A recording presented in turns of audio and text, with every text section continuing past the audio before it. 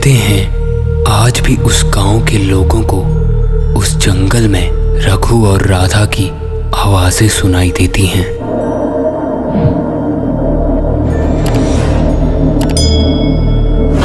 नमस्कार, my ton channel में आपका एक बार फिर स्वागत है। एक कहानी ऐसी भी, एपिसोड 225।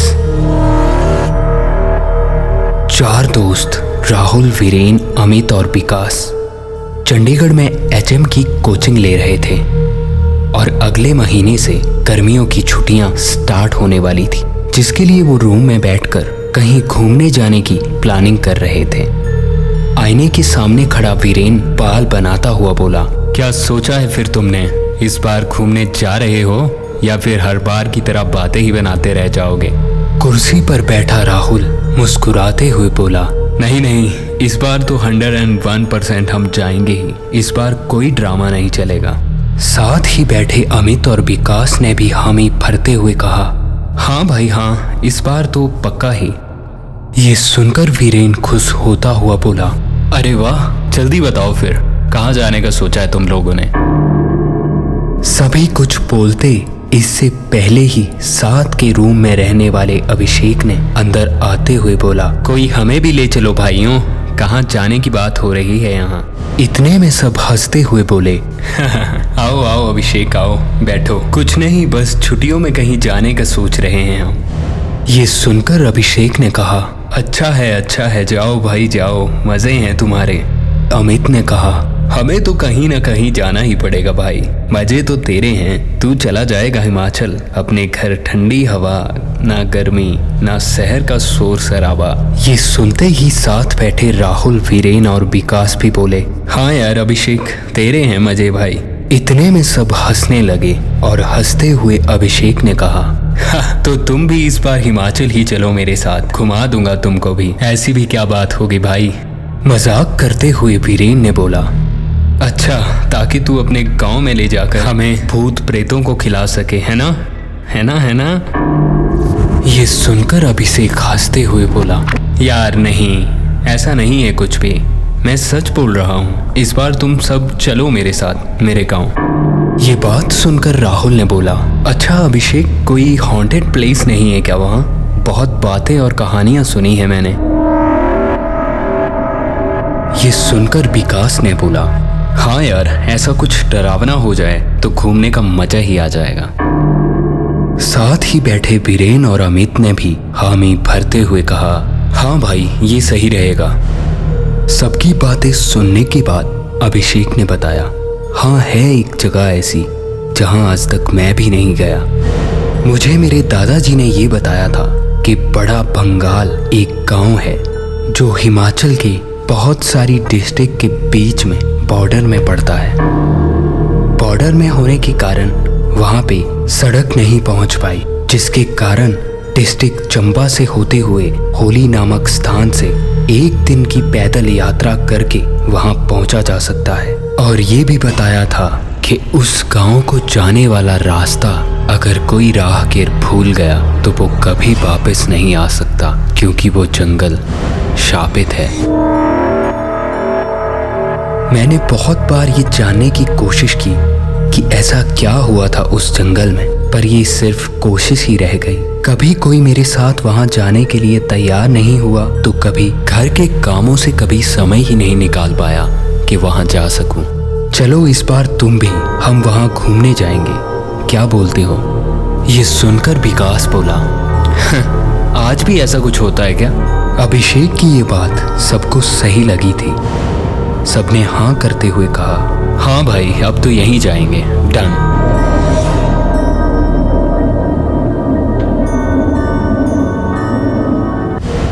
कॉलेज और जाने की तैयारियां करते हुए कब एक महीना खत्म हुआ उन लोगों को पता ही नहीं चला। आज उन सबका कोचिंग में लास्ट दिन था। आज सबने घर जाकर दूसरे दिन हिमाचल के लिए निकलना था। अभिषेक एक दिन के लिए उनके साथ चंडीगढ़ में ही रुक गया ताकि सुबह एक साथ सब हिमाचल के लिए निकल सकें। राहुल, वीरेन, अमित चंडीगढ़ के ही रहने वाले थे और विकास रहता तो चंडीगढ़ में था पर यूपी से था। अभिषेक राहुल के साथ उसके घर चला गया। तय हुआ कि कल शाम 5 बजे सब बस स्टैंड पर मिलेंगे। अगले दिन सब टाइम पर पहुंच गए जाने के लिए। टिकट राहुल और अभिषेक ने पहले ही करवा ली थी। 6 बजे बस लगते ही सब बस में बैठ गए। लंबा सफर था तो सब अपनी अपनी सीट पर दुबक कर बैठ गए। राहुल, वीरेन, अमित और विकास ने हिमाचल के नाम पर बस शिमला ही देखा था। सुबह जब 5 बजे बस चंबा बस स्टैंड पर पहुंची तब अभिषेक सबको जगाते हुए बोला, लो उठो भाई, हम पहुंच गए हिमाचल। सब आंखें मलते हुए उठे तो बाहर देखा। बाहर देखकर खुशी से झूम उठे क्योंकि चंबा वो चारों पहली बार आए थे। सामने पहाड़ दिखाता हुआ अमित बोला, अरे वो देखो सामने कैसे छोटे छोटे गांव बने हैं पहाड़ पर। ये सुनते ही अभिषेक ने बोला, अभी सफर खत्म नहीं हुआ भाई लोग। सभी ने अभिषेक की तरफ देखते हुए बोला, अभी और जाना है क्या? अभिषेक हंसता हुआ बोला, अभी तो सफर शुरू हुआ है भाई। ये सुनकर वीरेन खिंचता हुआ बोला, तू ये बता कितनी बार और बस में बैठना है यार? राहुल ने भी पूछा, हाँ भाई कितना और बचा है? अभी बहुत थक गए हैं, टांगे सुन्न हो गई हैं मेरी। अभिषेक ने मुस्कुराते हुए कहा, बस 3 घंटे और फिर हम पहुंच जाएंगे। राहुल और वीरेन एक साथ बोल पड़े, उफ यार 3 घंटे और। साथ में बैठे अमित और विकास खुशी से बस पहाड़ों को देखते हुए बोले, भाई वादियों का मजा लो, भूल जाओ थकान अभी। ये सुनकर अभिषेक हंसता हुआ बोला, हा अभी ये हाल है तो वहां पहुंचकर क्या होगा भाई तुम्हारा? राहुल ये सुनकर बोला, वो सब कल देखा जाएगा यार, अभी तू घर पहुंचा दे बस। ये सुनकर सब हंसने लगे। शाम होते होते सब भरमौर नामक स्थान पर पहुंचे जहां अभिषेक का गांव था। भरमौर की सुंदरता और हरियाली देखकर मानो उनकी थकान खत्म हो चुकी थी। शाम तक अभिषेक ने उनको भरमौर में 84 टेम्पल घुमाए जो यहाँ के प्राचीन मंदिर थे। रात होते होते वो पांचों घर चले गए। रात को खाना खाते हुए घर के बड़ों से जानकारी मिली। भरमौर से बस खड़ा मुख नामक स्थान तक और वहां से नया ग्राम तक बस का सफर है। उसके बाद रास्ता पैदल ही तय करना पड़ेगा। 1 दिन के सफर के बाद उस गांव तक पहुंचा जा सकता है क्योंकि इस तरफ से स्थानीय निवासी के अलावा और कोई नहीं जाता, क्योंकि जिसे इस रास्ते की जानकारी नहीं होती वो यहाँ से नहीं जा सकता। और इस रास्ते की जानकारी अभिषेक को भी नहीं थी। ये सुनकर सबका मुंह सा बन गया, पर अब सबने ठान लिया था कि वहां जाकर ही रहेंगे। तो सबने तय किया कि सुबह हम निकलेंगे। दूसरे दिन सब पूरी तैयारी के साथ रवाना हुए। दोपहर तक वो नया ग्राम नामक स्थान पर पहुंच गए थे। यहाँ की सुंदरता, घने जंगल देखकर वो बहुत ही खुश थे। मंजिल तक पहुंचने का उनका हौसला और भी बढ़ गया था। उस दिन वो नया ग्राम में ही रुके थे। रहने के लिए कोई होटल या घर नहीं था। उन्होंने रात वहां एक मंदिर में काटी। रात को वहां के पुजारी से भी उन्होंने उस गांव की जानकारी ली। पुजारी का कहना था, बेटा वो गांव यहाँ से बहुत दूर है। रास्ते में ना कोई घर ना इंसान, कोई नहीं होगा। सुनसान रास्ता है और यहाँ से कई कई दिनों तक कोई आता जाता नहीं है। उन्होंने पुजारी से ये भी पूछा था कि पुजारी जी 1 दिन में पहुंच जाएंगे हम वहां? इस पे पुजारी जी का कहना था, बेटा जो वहां के लोग हैं, जो आते जाते रहते हैं, उनके लिए 1 दिन में संभव है। तुम पहली बार जा रहे हो, ये तो तुम्हारे चलने पे है कि तुम 1 दिन में पहुंचोगे या 2 दिन या फिर 4 दिन। अगली सुबह पांचों दोस्त सुबह 5 बजे ही निकल गए अपनी मंजिल की ओर। जितना वो रास्ता तय करते उतना ही रास्ता बढ़ता जा रहा था। अब वो इंसानी इलाकों को छोड़कर काफी दूर निकल चुके थे। जंगल में उनके चलने की आवाज और पक्षियों का चहचहाना साफ साफ सुन रहा था। जंगल का सन्नाटा भी मानो कुछ बोल रहा था। वो सभी इतना थक चुके थे कि अब हिम्मत जवाब देने लगी थी। उनको चलते चलते शाम होने को आ गई, पर रास्ता खत्म होने का नाम ही नहीं ले रहा था। राहुल ने हाफते हुए बैग नीचे रखते हुए बोला, भाई अब और नहीं चल पाऊंगा, आज यहीं रुक लेते हैं। सभी उसकी तरफ देखते हुए वहीं बैठ गए। अभिषेक ने बैठते हुए बोला, थोड़ी देर बैठ लेते हैं, फिर चलते हैं। रात होने से पहले थोड़ा और चल लेंगे भाई। वीरेन, अमित और विकास भी थक चुके थे, पर अभिषेक की हाँ में हाँ मिला रहे थे। थोड़ी देर बैठने के बाद वो फिर से आगे बढ़े। चलते चलते अचानक अभिषेक एकदम से रुक गया। सब उसे देखते हुए बोले, क्या हुआ भाई, रुक क्यों गया? जैसे ही सबने आगे आकर देखा तो सब चौंक पड़े, क्योंकि आगे रास्ता खत्म हो चुका था। वो लोग पीछे भी नहीं जा सकते थे, क्योंकि वो इंसानी इलाकों से बहुत दूर जंगल के बीचों बीच आ चुके थे। ये देखकर अब वो थोड़ा डर रहे थे कि कहीं वो रास्ता भूल तो नहीं गए। हिम्मत करके विकास ने बोला, कोई और रास्ता होगा लगता है, हम थकान में कहीं और ही आ गए, चलो थोड़ा पीछे जाके देखते हैं। सब पीछे की तरफ चल पड़े। अभी थोड़ा ही दूर गए थे कि सबकी आंखें फटी की फटी रह गई, क्योंकि जिस रास्ते से अभी अभी वो आए थे वहां कोई रास्ता था ही नहीं। चारों तरफ बड़े बड़े पेड़ और झाड़ियां देखकर ऐसा लग रहा था मानो वहां पहले कोई आया ही ना हो। वो जंगल के बीचों बीच थे और अंधेरा भी अब होने लगा था। इतने में अमित ने थोड़ा डरते हुए कहा, यहाँ रुके तो जंगली जानवर खा जाएंगे, भाई कोई जंगल से बाहर निकलने का रास्ता ढूंढो। ये सुनते ही विकास ने थोड़ा गुस्से में बोला, क्या बच्चों की तरह डर रहा है यार, हमें भी डर आ रहा है। हम 5 हैं, आज यहीं टेंट लगाते हैं, सुबह रास्ता ढूंढ लेंगे। राहुल ने इधर उधर देखते हुए बोला, हाँ यही ठीक रहेगा यार, वैसे भी थक गए हैं बहुत। सबने इस बात पर हामी भरी और वहीं सामान रखकर टेंट लगाने लगे। राहुल और वीरेन लकड़ी इकट्ठा करने लगे, अमित और विकास टेंट लगाने लगे और अभिषेक सारा सामान निकालने लगा। थोड़ी ही देर में आग जलाकर और टेंट लगाकर सब बैठ गए बातें करने के लिए। रात अब घनी हो चुकी थी। जंगल का सन्नाटा और जंगली जानवरों की आवाजें साफ सुनाई दे रही थी। सब खाना खाकर आग के पास बातें कर रहे थे कि तभी जंगल में एक बहुत डरावनी चीख सुनाई दी।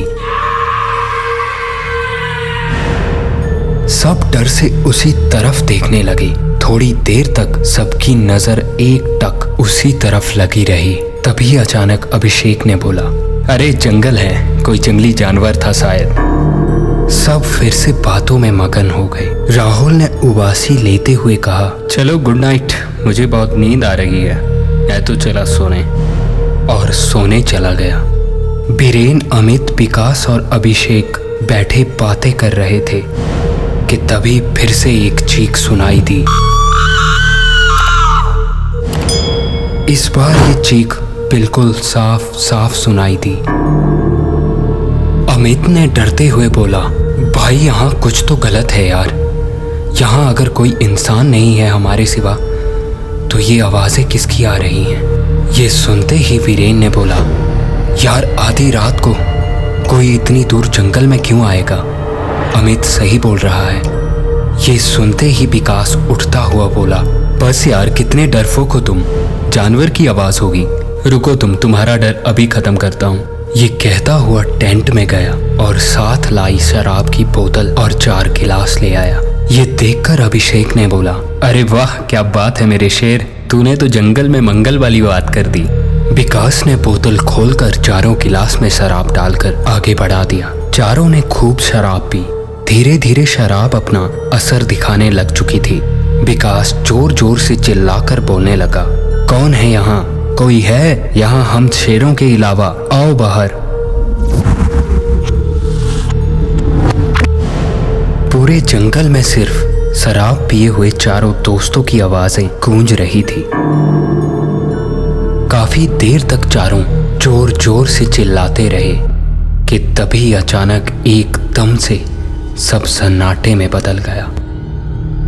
उन सबको अपने चारों ओर बहुत सारे कदमों की आवाज साफ साफ सुनाई दे रही थी। उन कदमों की आवाज से लग रहा था मानो बहुत सारे लोग एक साथ उनके चारों ओर घूम रहे हों।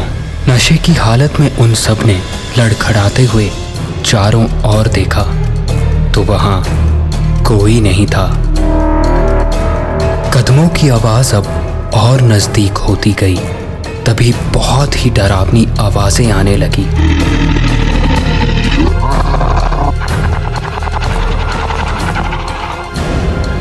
ये सुनकर चारों की डर से शराब तक उतर गई। वो चारों भागकर राहुल वाले टेंट में घुस गए।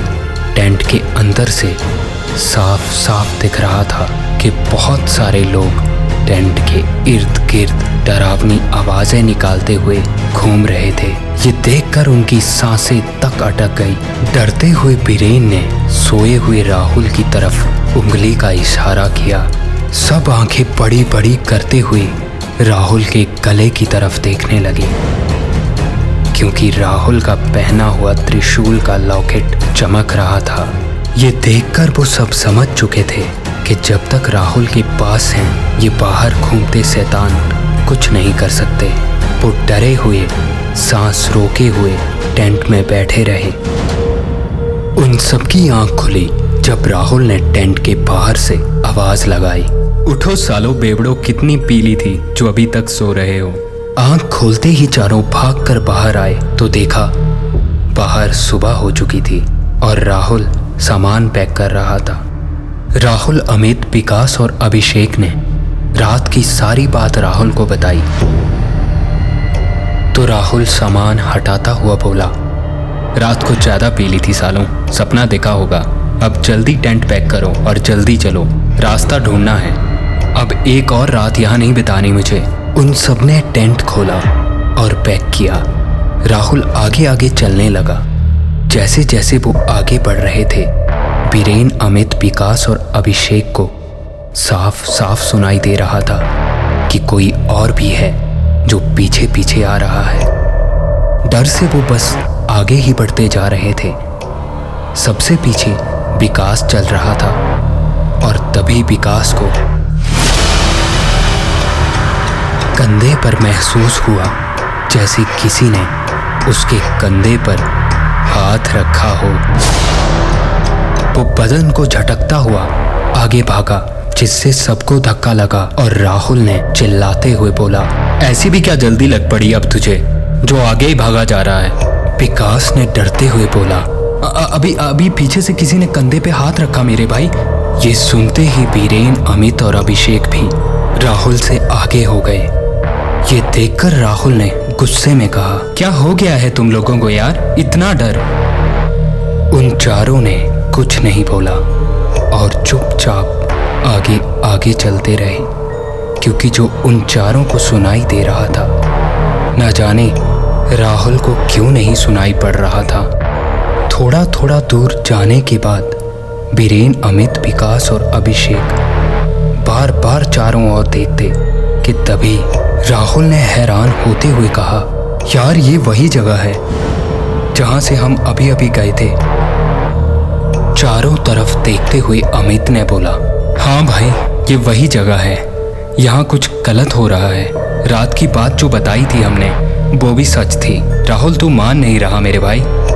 ये सुनते ही विकास ने बोला, राहुल तूने ये लॉकेट पहन रखा है इसीलिए तुझे एहसास नहीं हो रहा किसी भी चीज का। गुस्से में राहुल ने लॉकेट खोलते हुए बोला, ये ले, खोल दिया। और जैसे ही राहुल ने लॉकेट फेंका पूरे जंगल में अंधेरा सा छा गया। एक काला अंधेरा जैसे रात हो गई हो। बहुत डरावनी आवाजें पूरे जंगल में गूंज उठी।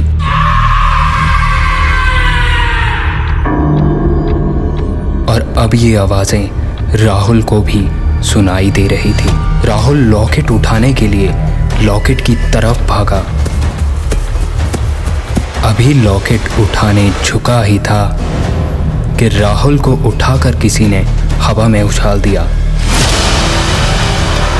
और पांचों को टांगों से खींचकर जमीन में रगड़ते हुए खींचने लगा। अब बहुत सी परछाइयां पांचों को साफ साफ दिख रही थी। राहुल को घसीटते हुए एक परछाई अंधेरे जंगल में ले जाने लगी। तभी जमीन पे गिरा लॉकेट राहुल के हाथ से छूते ही बहुत भयानक आवाज के साथ वो परछाइयां गायब हो गई। अब अंधेरा भी उजाले में बदल गया। वो पांचों दर्द से तड़पते हुए खड़े होकर भागे। जैसे जैसे वो जंगल में भाग रहे थे, उनके पीछे बहुत सारे लोगों के भागने की आवाजें साफ साफ सुनाई दे रही थी। बिना रुके वो पांचों बस अंधाधुंध भागते ही जा रहे थे। भागते भागते पेड़ों के बीचों बीच उन पांचों को एक लड़का और लड़की जो उंगली का इशारा आगे की तरफ करते हुए साफ साफ दिख रहे थे। वो पांचों इतना डर चुके थे कि अब उनको जंगल में दिख रही किसी भी चीज पर भरोसा नहीं था। वो आगे भागते रहे। धीरे धीरे पीछे पड़ी परछाइयों के कदमों की आवाज अब कम हो गई थी और वो एक टूटे हुए आधे जले घर के सामने पहुंचकर खड़े हो गए। तभी पीछे से लड़की की आवाज ने उनका ध्यान खींचा। वो डरकर पीछे देखने लगे तो वही लड़का और लड़की खड़े थे जो उन्हें उंगली का इशारा करके यहीं भेजना चाहते थे। लड़की ने उनकी तरफ देखते हुए कहा, कहाँ से आए हो तुम और कहाँ जा रहे हो? राहुल ने डरते हुए बोला, हम शहर से घूमने आए थे। यहाँ एक गांव है, वहीं जाना था हमें। अभिषेक ने झट से बोला, बड़ा बंगाल जाना है हमें। विकास ने कुछ सोचते हुए बोला, तुम कौन हो और यहाँ क्या कर रहे हो? तो लड़के ने जवाब दिया, मैं रघु और ये मेरी पत्नी राधा यहीं इस पहाड़ी के पीछे गांव है, वहीं से हैं। बकरी चराने आए थे, बकरियां गुम हो गई तो ढूंढते हुए यहाँ तक आ गए। ये सुनते ही अमित ने बोला, कहाँ है गांव तुम्हारा? चलो वहीं चलते हैं, ये जंगल सेफ नहीं है। इस पे लड़की ने मना करते हुए बोला, नहीं, अभी थोड़ी देर में अंधेरा हो जाएगा। यहाँ रास्ते में और जंगल में बहुत जंगली जानवर होते हैं। आज यहीं इस घर में ठहर जाते हैं। कल सुबह होते ही लड़की ने दूसरी तरफ इशारा करते हुए कहा, यहाँ से चले जाना। आज उन पांचों को बहुत अजीब लग रहा था क्योंकि आज रात बिल्कुल ही अजीब थी। ना हवा ना ही किसी तरह की आवाज। जंगल ऐसा लग रहा था मानो कई दिनों से जागा हुआ आज सो गया हो। वो पांचों भी कब सो गए उन्हें पता ही नहीं चला। जब सुबह उठे तो वहां उन पांचों के अलावा कोई नहीं था। उन्होंने रघु और राधा को आवाजें भी लगाई पर जंगल में उनकी गूंजती आवाज के अलावा और कोई आवाज नहीं सुनाई दी। काफी देर ढूंढने के बाद उन्होंने सोचा शायद अपने गांव चले गए होंगे और वो पांचों उसी रास्ते पर चल पड़े जो रात को लड़की ने बताया था। थोड़ी दूर जाने के बाद उनको एक घर दिखा जहां एक बूढ़ा इंसान लकड़ी का काम कर रहा था। वो पांचों वहां गए और बूढ़े आदमी से पूछा, बाबा यहाँ गांव कितनी दूर है? बूढ़े आदमी ने हैरानी से उनकी तरफ देखा और कहा, कहाँ जा रहे हो बाबू? ये जंगल ठीक नहीं है। रास्ता भूल गए हो क्या? गांव से 10 किलोमीटर दूर आ गए हो तुम। सबने एक दूसरे की तरफ देखा और बूढ़े आदमी से राहुल ने कहा, बाबा हमें जंगल में 2 लड़का लड़की मिले थे। उन्होंने बताया कि यहाँ गांव है। बूढ़े आदमी ने मुस्कुराते हुए कहा, इस जंगल में जंगली जानवर बड़ी मुश्किल से मिलते हैं बाबू साहब। इंसान कहाँ से मिल गया तुम लोगों को? यहाँ तक जिंदा पहुँच गए, यही बहुत है। ये सुनकर राहुल ने पूछा, बाबा अगर यहाँ कोई नजदीक गांव नहीं है तो आप क्यों यहाँ अकेले रह रहे हो? उस बूढ़े आदमी ने उनको अंदर बुलाया और अंदर बैठते हुए बूढ़े आदमी ने बताया, बहुत साल पहले की बात है। यहाँ थोड़ा जंगल की ओर एक गांव हुआ करता था जिसमें 20 से ज़्यादा परिवार रहते थे। उसी गांव में रहने वाले एक लड़के को जंगल में रहने वाली चुड़ैलों की लड़की से प्रेम हो गया था। ये बात जब उनको पता लगी तो उन्होंने सारा गांव एक रात में जलाकर तबाह कर दिया, जिसमें वो लड़का भी मारा गया। ये बात उस लड़की को पता चली तो उस लड़की ने खुद को आग लगाकर आत्महत्या कर ली और मरते मरते ये श्राप दिया कि जिसने भी मुझे मेरे प्रेमी से दूर किया है वो भी मेरी तरह तड़पता रहेगा इसी जंगल में। तब से आज तक वो सारी चुड़ैलें इसी जंगल में तड़प रही हैं। बेटा, आज भी इस जंगल से कभी दर्द से तड़पती औरतों की आवाजें आती हैं और कभी उस लड़की की जो अपने प्रेमी को ढूंढ रही है।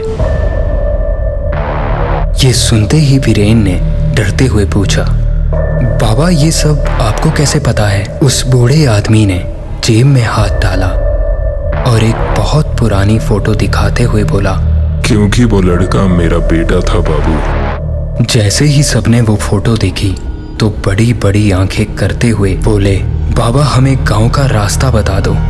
बूढ़े आदमी ने सामने इशारा किया और वो पांचों ऐसे भागे जैसे मर के फिर से जिंदगी मिली हो, क्योंकि फोटो में वही लड़का रघु था जो पांचों को रात में उस लड़की के साथ मिला था।